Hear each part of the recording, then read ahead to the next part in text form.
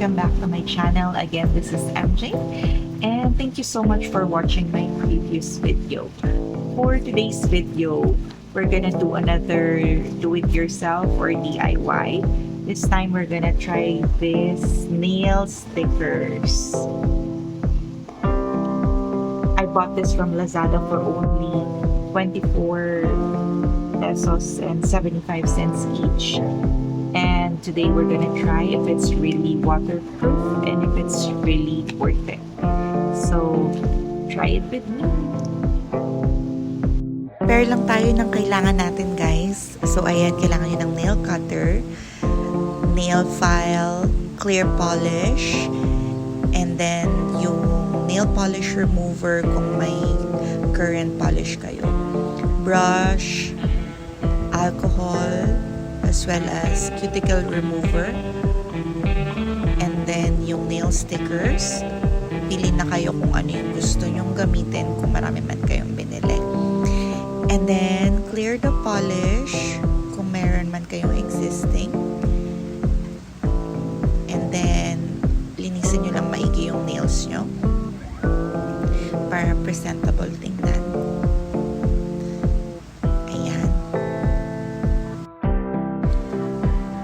Itatry na natin ikabit yung stickers.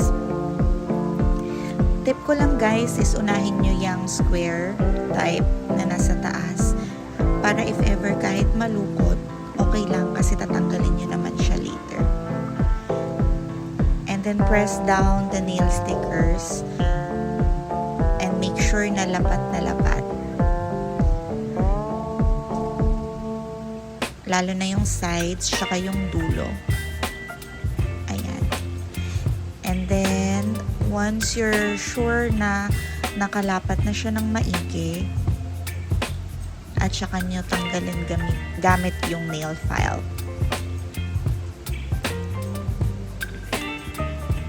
Ayan. And then, after nyo siya ma-nail file, tanggalin nyo na yung mga excess na stickers. And then, i-polish nyo na lang.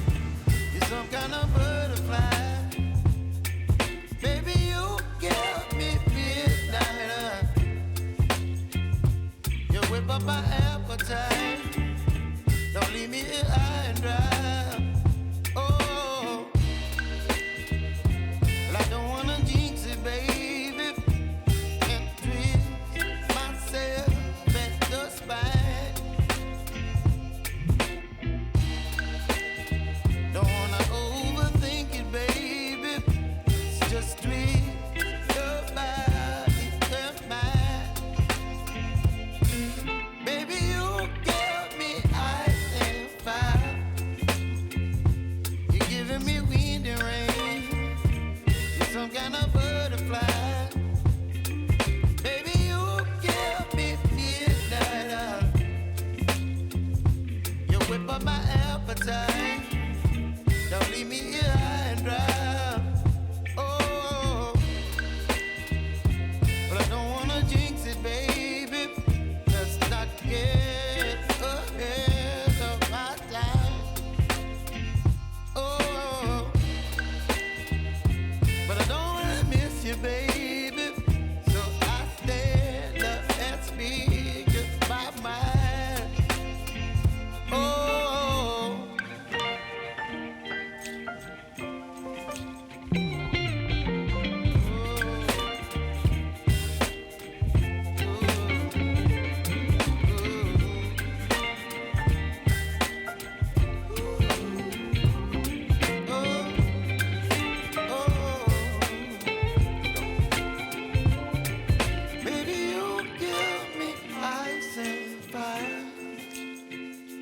You're chilling wind and rain.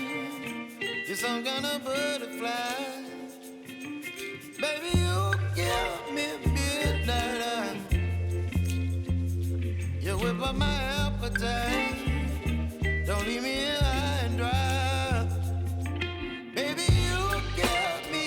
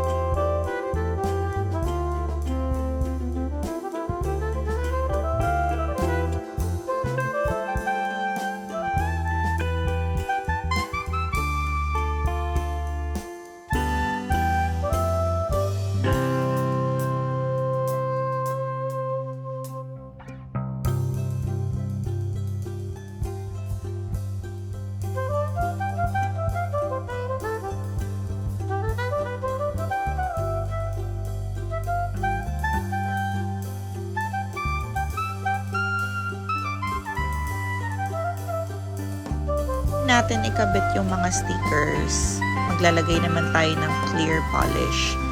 Ito kasi yung magpapakapit dun sa stickers.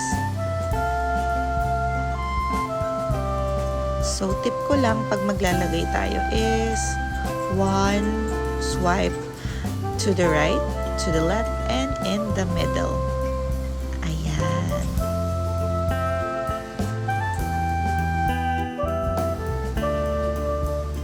And then, continuous lang yung paglagay natin sa lahat ng nails.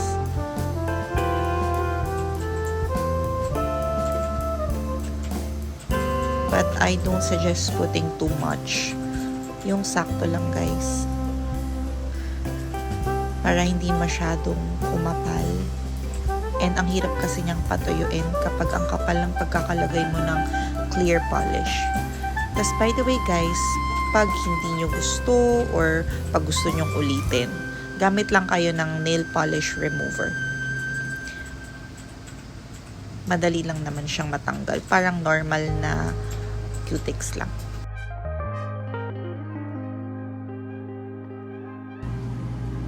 Hi guys! So, hindi ba siya ganun kadali?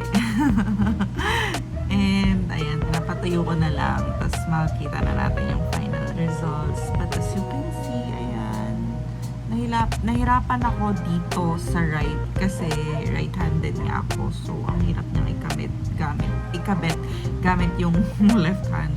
Pero, itong left, mukhang okay naman. Pero, yun nga, ang hirap niya palang gawin. Hindi siya ganun kadali. Kasi, the moment na natanggal mo na siya or na-peel off mo na siya dun sa, ano niya, sa film, pag nilagay mo na siya sa nails mo, you have to make sure na lapat. And also, tip ko lang is unahin nyo yung may pa-square kasi yun yung ilalagay mo sa dulo. So, okay lang na medyo malupot siya. And buti na lang, guys. Buti na lang na sobra yung stickers. As you can see, meron siyang 7 per side. So, may dalawang extra if ever na magkamali ka. Kasi, actually, nagkamali ako dahil yung size ng stickers, pwede kang mamili pala. And I thought na yung iba, kasha. And then, only to find out na dinidikit mo na hindi. So, inulit ko na lang. But, ayun. Yan lang. Buti na lang talaga may pasobra siya. Ayun. Pero, okay naman yung pinalabasan. So, ngayon, malalaman natin kung waterproof siya. I'll get back to you guys.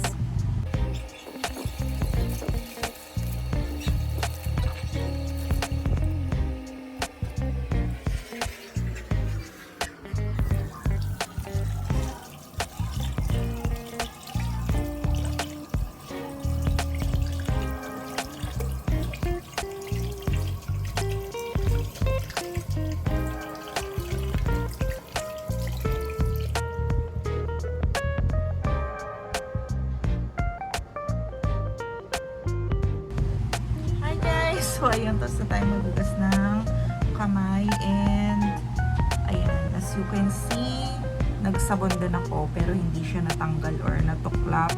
So, for me, pasado siya dun sa waterproof test. But, we're still gonna check in the next few days, few weeks, kung gano'n siya tatagal. And, ayun, update ko kayo sa next video. Anyways, thank you so much for watching and for doing this with me.